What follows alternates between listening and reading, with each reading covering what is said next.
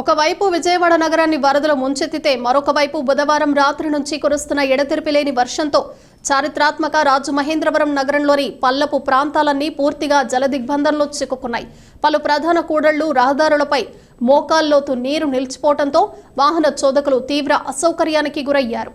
బంగాళాఖాతంలో ఏర్పడిన అల్పపీడన ప్రభావంతో అసలు ఆగకుండా కురుస్తున్న వర్షం నగరవాసుల్ని మరోసారి ఇబ్బందులకు గురిచేసింది.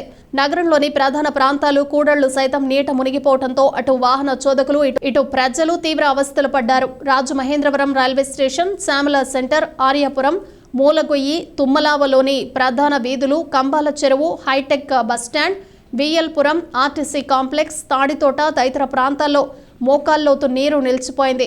హోరున వర్షం కురుస్తూ ఉండటం, మురికి నీరు పెద్ద ఎత్తున నిలిచిపోవడంతో రాకపోకలకు అంతరాయం ఏర్పడింది.